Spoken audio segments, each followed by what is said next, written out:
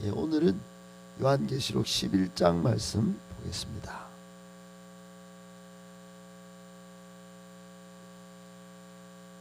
신약 성경 409쪽에 있습니다. 요한계시록 11장 1절부터 10절까지 오늘 주시는 하나님의 말씀으로 받겠습니다. 요한계시록 11장 1절부터 한 절씩 10절까지 교독하겠습니다.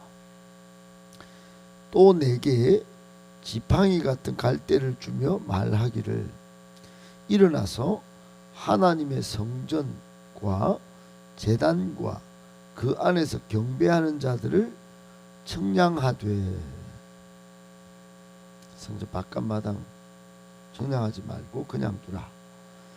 이것은 이방인에게 주었은즉 거룩한 성은 42달 동안 짓밟으리라. 내가 나의 두 증인에게 권세를 주리니 그들이 굵은 베옷을 입고 1260일을 예언하리라. 그들은 이 땅의 주 앞에서 두 감람나무와 두 쳇,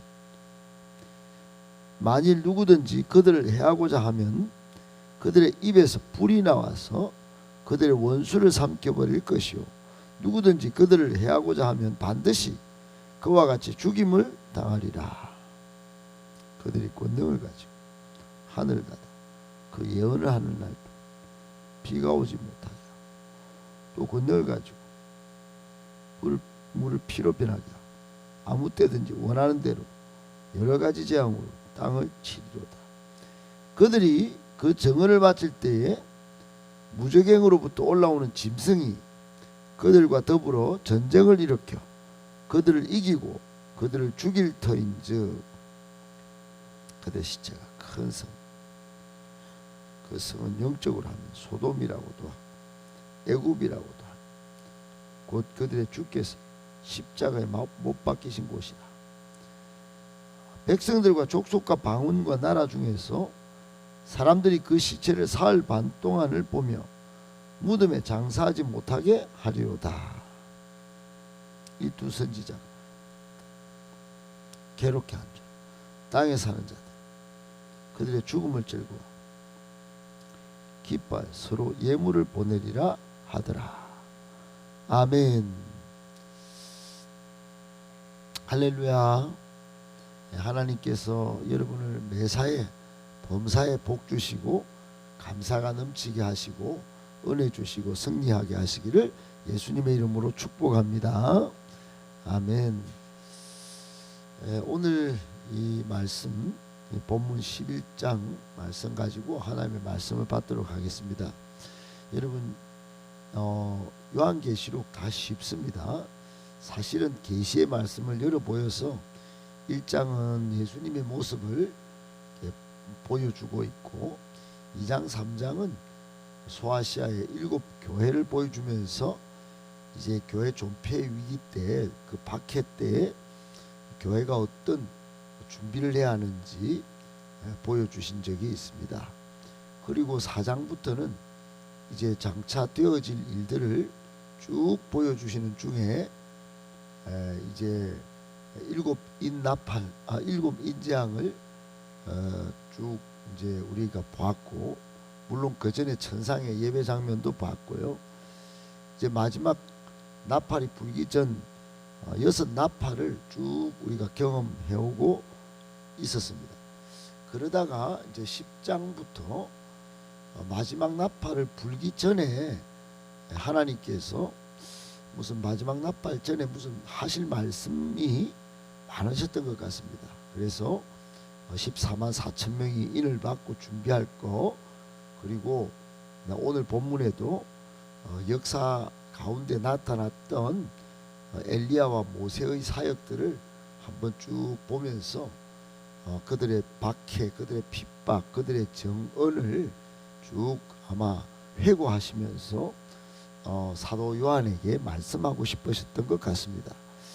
그리고 12장부터는 14장까지는 인류 역사를 순간적으로 마지막 나팔 불기 전에 압축해 보여주시면서 하나님께서 이제 15장에는 우리 믿는 사람들 다 불러 올리시고 마지막 나팔과 동시에 불러 올리시고 이제 이 땅에 남아 있는 불신자와 악한 자들을 다 대접 심판으로 7번 심판하시는 장면이 있고, 이제 요한계시록이 마지막을 향해 가면서 그 배후에 있는 마귀와 사탄의 세력들을 무저갱에 다 빠뜨리고 이제 세상을 종말로 이끄시고 우리는 새하늘과 새 땅에 들어가는 걸로 요한계시록이 그렇게 진행됩니다.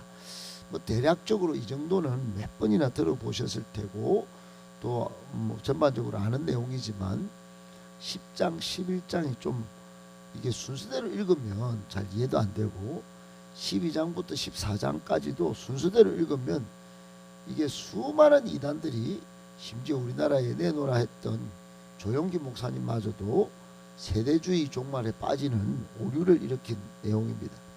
이거를 그레고리 빌이라고 하는 요한계시록을 연구한 사람과 또 제가 스승으로 모셨던 노우호 목사님이 이걸 발견한 겁니다. 이거 순서대로 읽으면 안 된다.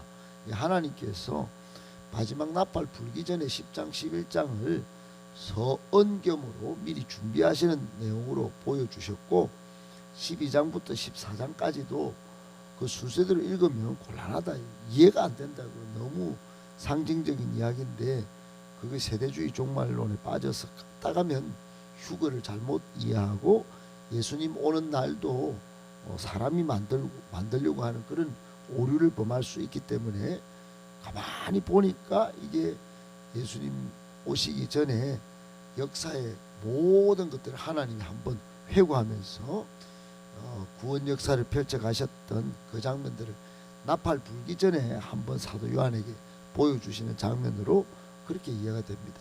그런 차원에서 오늘 11장도 보시면 되시겠습니다. 오늘 본문 속에 주시는 교훈의 말씀 세 가지로 받겠습니다. 첫 번째, 마지막 나팔이 불기 전 하나님도 준비하십니다. 하나님도 준비하십니다. 여러분, 마지막 나팔이 우리 인류 역사를 가르는 엄청난 나팔입니다. 그래서 예수님도 마지막 나팔에 대해 언급하셨고 사도 바울도 고린도전서 15장 51절 52절에 하나님의 비밀이 이날 마지막 나팔이 부는 날 나타날 것이라고 이미 예고한 적이 있습니다. 아울러 10장 우리가 어제 봤던 6절 7절에도 이 마지막 나팔 부는 게 지체되지 않을 것이다.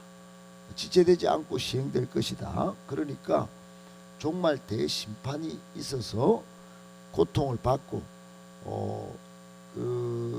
우리가 앞에 인 심판 받을 때 네 번째 심판은 사람들이 죽는데 4분의 1이 죽죠. 그러니까 80억 치면은 20억이 죽습니다. 그리고 그 이후에 마병대가 동원해 가지고 막 이제 또 죽음의 신들이 막 움직일 때 거기서 또 3분의 1이 죽습니다. 그러면 한 20억이 죽겠죠. 그러니까 총 40억이 이 마지막 나팔 불기 전에 죽는 사건이 이 땅에 생긴다는 겁니다. 그러니까 엄청난 고통이 막 인도가 없어지고 한꺼번에 중국이 한꺼번에 없어지는 그런 대종말 심판이 있습니다. 착착 이렇게 7인 심판도 또 6 나팔 심판도 진행되는 이 대종말의 사건 속에 10장에 하나님이 보내신 힘센 천사가 등장해서 어제 본 것 같이 하나님의 백성을 보호하는 퍼포먼스도 하고 또 마지막 나팔이 하나님의 복음의 비밀로 이제 빰빠라빰 불러지면서 순식간에 이 땅에 있는 고통받던 믿는 사람들은 휴거돼서, 휴거가 뭐냐면 하늘로 들려 올라가는 겁니다. 그래서 이제 15장에 가면은 한순간에 그냥 홍해 바다 같은 불이 섞인 유리 바다 넘어서 하나님과 어린 양이 계신 보좌 옆에 가서 다 찬송하는 장면이 있습니다. 거기서 할렐루야 찬양합니다. 이제 더 이상 고통이 없고 천상으로 올라가게 되는 거죠. 어떻든 그렇게 10장이 등장했다면 이제 이런 하나님이 하시는 일들을 사도 요한이 보여주는 겁니다. 보여주고 예언의 소명을 감당하는 장면입니다. 나팔이 불기 전에 일어날 일들을 쭉 요한이 보고 깨닫게 된 게 10장이고, 또 이제 오늘은 11장에 와서 요한이 이제 하나님은 예수님의 재림 전에 이 땅에 사는 성전 공동체를 지키시고 함께 하신다는 것을 보증하는 내용이 1절 2절입니다. 이게 뭐냐면은 보시면 여러분들 아까 읽으셨지만은 사도 요한에게 지팡이 같은 갈대를 주면서 천사가 말을 합니다. 일어나서 하나님의 성읍 또 제단 그리고 거기에서 예배하는 사람들을 청량해라고 했죠. 청량이 하나님이 주목하신다 이 말입니다. 그게 다 보고 계시는 건데, 어떻든 예배자들을 보고 있고 예배 공동체와, 즉 예전에는 성전 공동체 아니었겠습니까?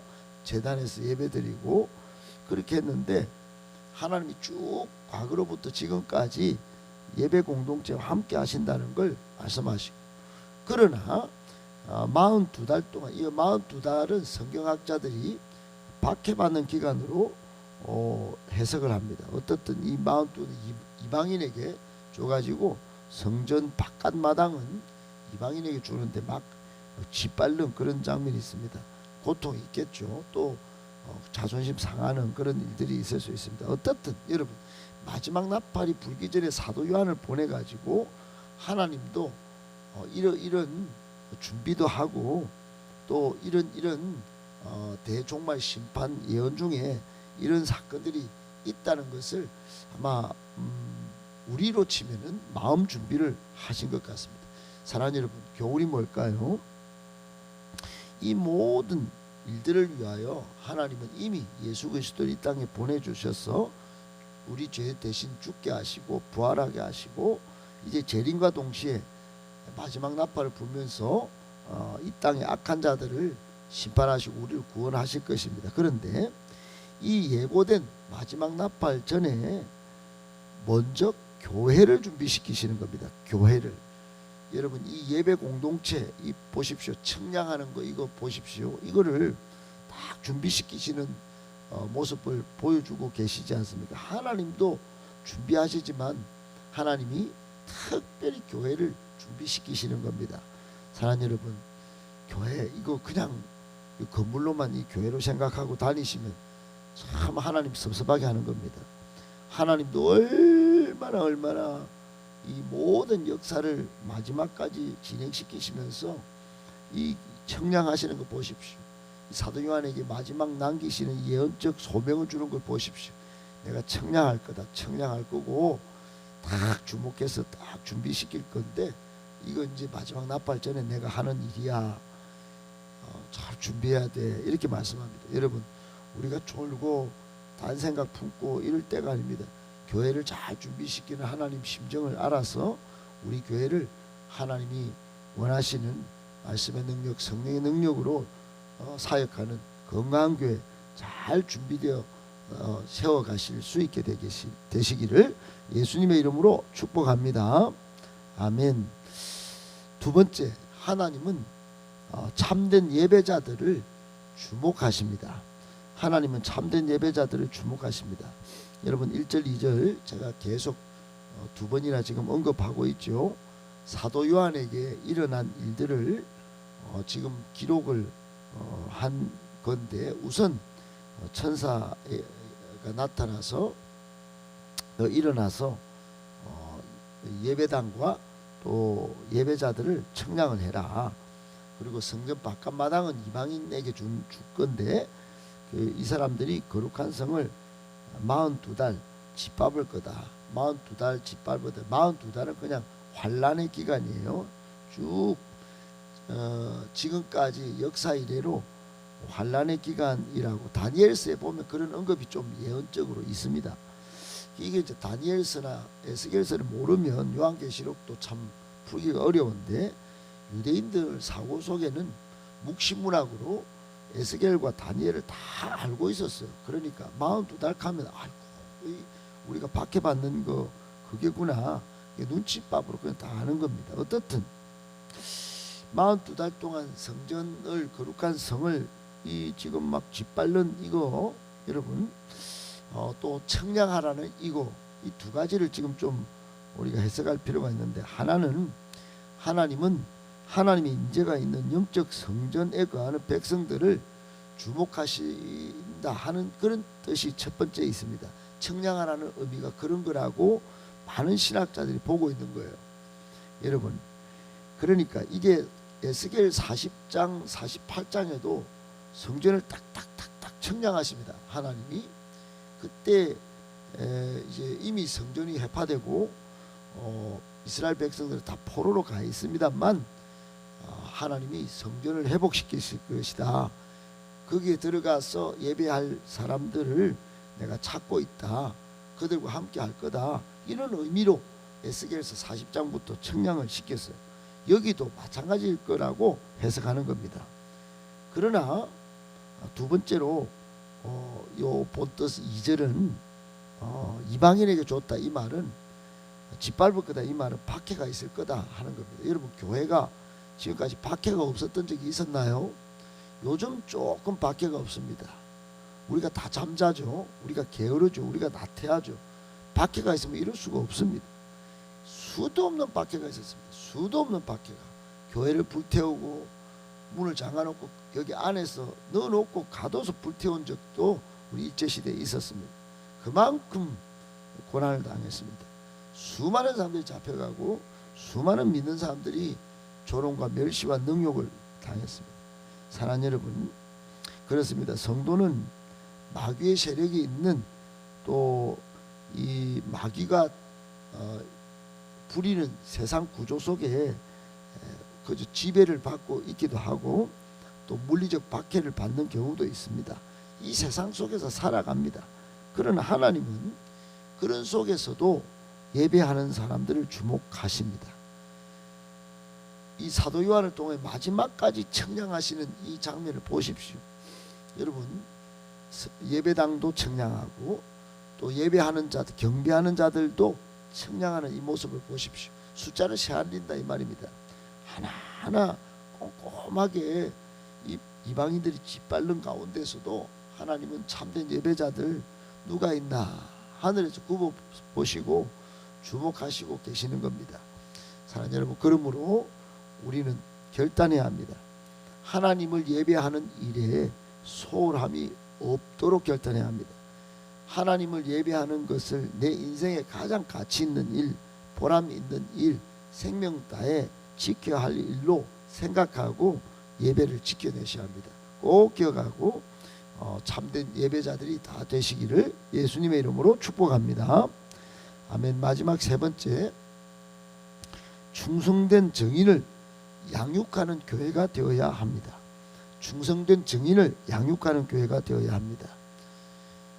여러분, 우리가 목요일날, 전번주 목요일날 전국 축제에서도 들었지만은 이 시대에 대하는 건강한 교회고 교회가 양육하는 다음 세대, 차세대가 이 시대의 대안입니다. 근데 요즘 부모들은 대부분 그렇지 않죠. 교회 하루 있는 것도 잘 못 맡깁니다. 교회가 책임지겠다 하는데도, 생명 걸겠다 해도 교회 대신에 자기들이 책임지겠다 합니다. 그래 공부시키고 자기 눈높이에 맞춰서 아이를 부리다가 아이는 상처받고 부모와 갈등하고 교회를 떠납니다. 요즘 세태지요. 사랑하는 여러분, 오늘 3절 이하에 두 증인이 등장합니다. 성경학자들은 첫 번째 증인은 엘리야 예언자의 대표로 말합니다.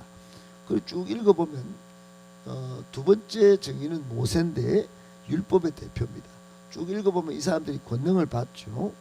한 사람은 불을 오게 하고 한 사람은 나일강의 물을 피로 만든 그 이야기도 등장합니다. 어떻든 그런 조금씩 보여주는 이것이 엘리야와 모세를 이야기한다, 이렇게 해석을 합니다. 이 사람들이 권세를 받아서 예언도 하고 또 이 사람들을 해하고자 하면 막 하나님이 불도 내리고 또 이 대적하는 원수를 삼키기도 하고 또 죽음도 가져온다고 5절에도 이렇게 말씀하십니다. 어떻든 하나님이 이 사람들을 아주 정인을 귀하게 여기신 거죠. 역사 이래로 이스라엘은 모세와 엘리야를 그들이 가장 위대하게 생각하는 예언자의 대표 엘리야, 율법의 대표 모세로 생각합니다. 성경도 그렇게 있습니다. 모세오경은 정말로 소중한 책이고 또 엘리야가 등장하는 예언서 정말 대단한 책이라고 봅니다. 그들은 신약 성경을 안 보니까요. 유대인들은 어떻든 전부 다죠. 그러니까 엘리야가 모세와 이 둘이가 전부 다입니다. 그러니까 하나님도 이 두 사람을 충성된 정인이라고 인정하시는 장면이 지금까지 이 구원의 역사를 이루어오기까지 참 우리 중에 대표다 이렇게 한번 인정하시는 것 같습니다. 사랑하는 여러분, 지금도 이런 두 정인이 꼭 중인 같은 이런 충성된 교회의 대표가 필요합니다. 소수겠지만 이 두 사람을 통하여 유대 역사가 이루어져 온 것 같이 교회 역사가 이루어져 갈 것입니다. 세상의 박해자들은 뒤에 숨어 있다가 마지막 때에 최후의 발악을 하고 교회를 패배시키려고 자신의 존재 전체를 마지막에 본격적으로 드러낼 것입니다. 그래서 오늘 모세와 엘리야를 죽인 이야기를 뒤에 합니다. 이 사람들이 소돔과 또 애굽에 시체를 걸어놓기도 합니다. 사흘 반 동안. 그래서 그동안 안 믿는 사람들에게 엘리야가 했던 행동들, 모세가 했던 행동들을 막 땅에 사는 사람들이 그 끝절에 11절에 보면 그들의 죽음을 즐거워하고 기뻐하고 뭐 예물도 서로 보내가면서 그렇게 하지만 여러분 이거 딱 넘어가면 12절 딱 가면 하나님이 생기를 이 사람들에 불어넣어서 부활시킵니다. 부활. 예수님의 부활이 첫 부활이라면 이제 그 이후에 예수 증인들 비록 고난받고 죽기까지 순교까지 하지만 하나님은 다 부활시키십니다. 세상 참 역전되겠지요. 엄청난 역전이 일어날 겁니다. 세상 사람들이 이제 깜짝 놀랄 겁니다.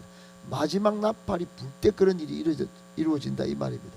여러분 오늘 말씀이 좀 어렵습니까? 그렇지 않습니다. 이게 마지막 나팔이 시원하게 일어날 일인데 사도 요한이 이 구약 역사를 보면서 하나님이 천사를 통하여 보여주신 장면을 글로 적다 보니까 이렇게밖에 못 적은 겁니다. 2000년 전에. 그러나 우리는 명확히 압니다. 마지막 나팔이 불기 전에 하나님도 준비하시고 또 예배자들을 주목하시고 또 두 정인을 앞세워서 여러분들도 충성된 정인을 양육하는 교회가 되어야 합니다. 그래서 마지막 나팔을 준비해야 합니다. 이 이야기를 오늘 한 겁니다. 꼭 기억하시고 여러분 우리 교회 양육을 계속 잘 하고 있는데 안 받아요. 잘 안 받고 잘 안 옵니다. 수료자도 잘 안 생깁니다. 지금 꽈락도 많고. 여러분 이대로 가서는 안 됩니다. 충성된 정인을 잘 양육하는 교회 꼭 돼야 온 오감으로 성경적 정체성 세계관을 확보한 그래서 이 두 정인 같은 인물들을 이 세상에 내어놓아서 세상을 변화시켜야죠. 80억이 죽어가고 있는데 자기 잘 먹고 자기 돈 벌고 자기 여행 다니는 사람만 가득가득합니다. 교회도 그 복을 땡기려 받겠다고 우리 가정만 생각하고 내만 생각하고 그렇게 사는 사람이 너무너무 많습니다. 여러분 교회를 잘 세워야 이 나라가 살고 이 도성이 살고 민족이 살고 북한 통일이 언제 될지 김정은이가 언제 무너질지 모릅니다. 우크라이나 전쟁을 보면 꼭 그런 시대가 오고 있는데 여러분 이런 충성된 정인을 양육하는 저와 우리 교회에 다 되실 수 있게 되기를 예수님의 이름으로 축복합니다.